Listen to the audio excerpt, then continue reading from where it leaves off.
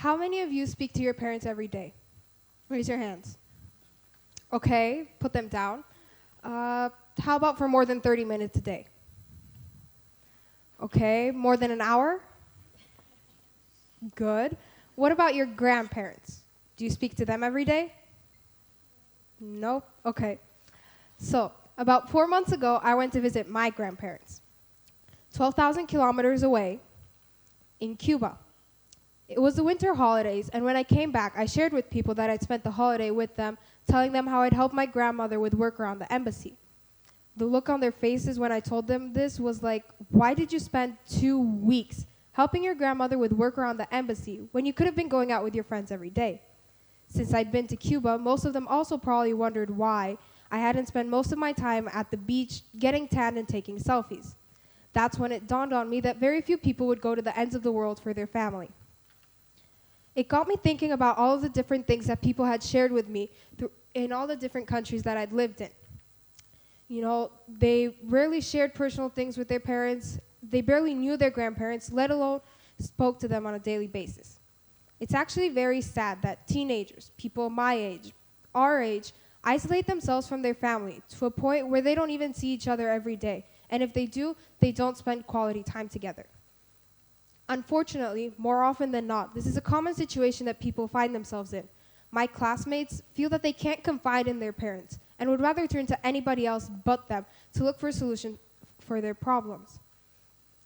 I've seen the way in which they act. Parents are rarely mentioned, and when they are, it isn't usually with the greatest sense of pride.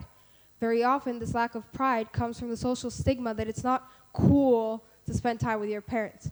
Your friends are all you need. This belief, along with the increased use of social media by teenagers around the world, has led to the loss of the direct connection between parent and child. Very often, when someone suggests to a teenager that they should share something with their parents, their first reaction is always, "What? No, never. Please. They don't understand. They don't get me. God forbid they find out." Interestingly enough, while I was doing the research for my TED Talk, one of my teachers posed a question to the class. They asked, "Do you think parents are good teachers?"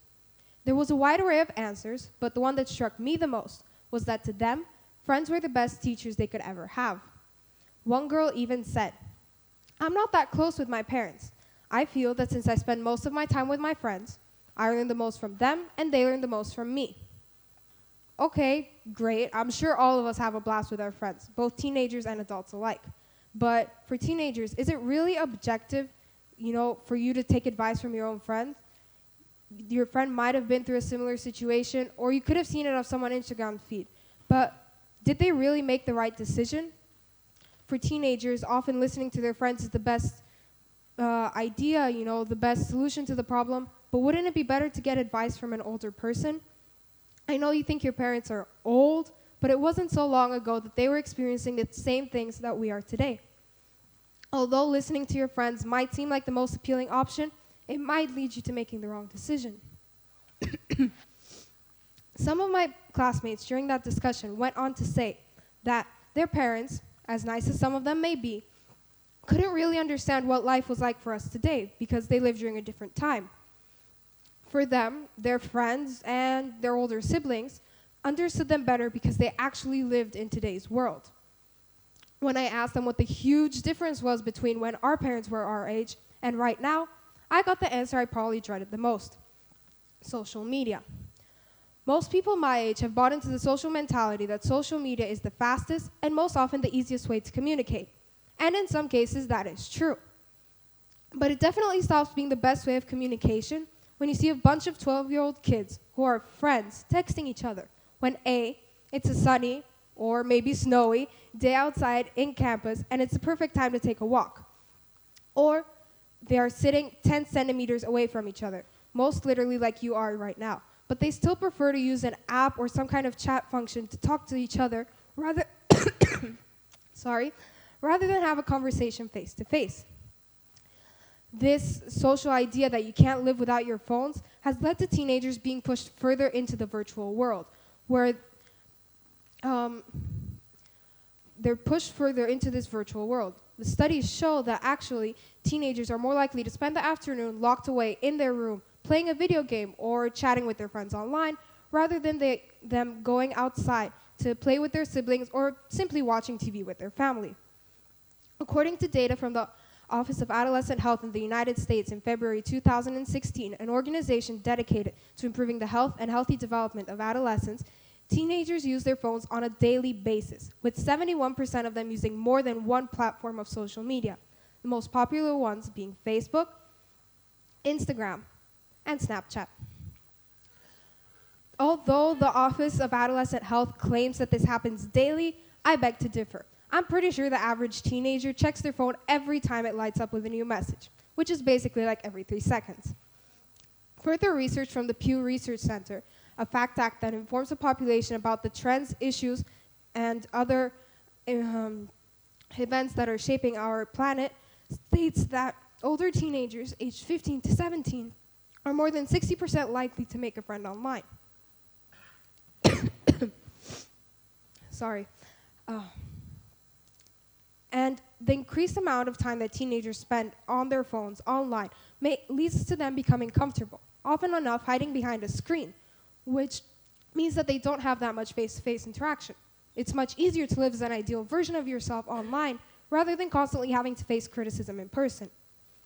I mean, if you could, wouldn't you make your life look like a party on wheels on your Snapchat or Instagram? One thing you should remember, though, is that the people who see you with your hair sticking up the wrong way, or saliva drooling down your chin when you wake up, namely your parents, are the ones who know the real you. You might spend all of your time with your friends online, but at the end of the day, it's your parents who remember the little details, like the name of your first stuffed animal, what your first birthday was like, or when you lost your first tooth. Since teenagers spend more and more time online with every year that goes by, after a certain age, the time that they spend with their parents is significantly minimized, when in fact, they should be striving to spend more time with their parents. It has been statistically proven to have more positive effects on your life. According to the Population Reference Bureau, an organization that aims to inform the population about population, health, and the environment, the more time a teenager spends with their parents, the more likely they are to have less delinquent behavior overall, less substance abuse, and higher math test scores. So in reality, although teenagers avoid spending time with their parents, they should be striving to do so more often.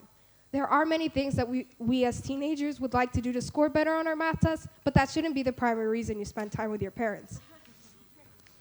Spending time with your parents, however, does not mean you need to spend all of your time with them. If nothing else, as students, we have to be at school for 8 hours a day. And after all, we are growing up. However, you can start by doing something simple. Now, I would like you to turn to the person next to you and brainstorm ideas. Teenagers, talk about things you would enjoy doing with your parents. Parents, you can talk about things you would like to do to strengthen the relationships with your children. If you're an adult but have not yet become a parent, just put yourself in that mindset for the next couple of moments.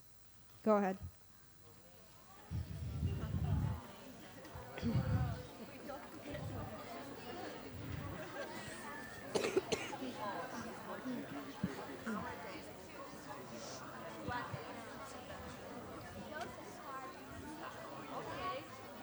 Okay, 10 seconds.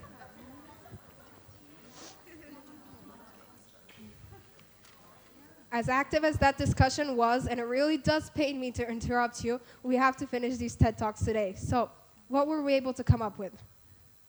Raise your hands. Yes? Play cards more. Playing cards and other games is a great idea to bond with your family members. Yes? Talking and having daily discussions with your parents is also very important. Yes? We talked about having a movie night. That seems like a very fun idea. I mean, who doesn't love movies? Like I said, and all of you as audience members probably discussed, building a relationship with your parents comes from the small things, the small details, the everyday stuff. For instance, when you're sitting around the dinner table, make sure everyone's phone is off and away. Text them beforehand if you have to remind them. That way, you can discuss how everyone's days went and actually have a face-to-face conversation. Another idea might be spending time together over the weekend. That way, both you and your parents will have more free time. You could play a sport or sign up for an art class. It's a win-win situation. You get to do something you love or learn a new skill, plus you get to spend time with your parents. I wanted to end by telling you something that my parents have always told me. I know it's cheesy, but it's the one thing that reminds me that no matter what, I will never be alone. Since I can remember, my parents have always said, no matter what you do, no matter when you do it, no matter how bad it is, even if you kill a person, you always come and tell us. No matter what you have done, we will back you up 1,000%, and we're the only ones that ever will. Don't get me wrong. Family and friends, they go hand in hand. They complement each other. So next time you want to share something, go ahead, share it with your best friend. That's what they're there for. But consider sharing it with your parents as well. I mean, you'll get 2 opinions on the subject, and you might find 2 new best friends. Thank you.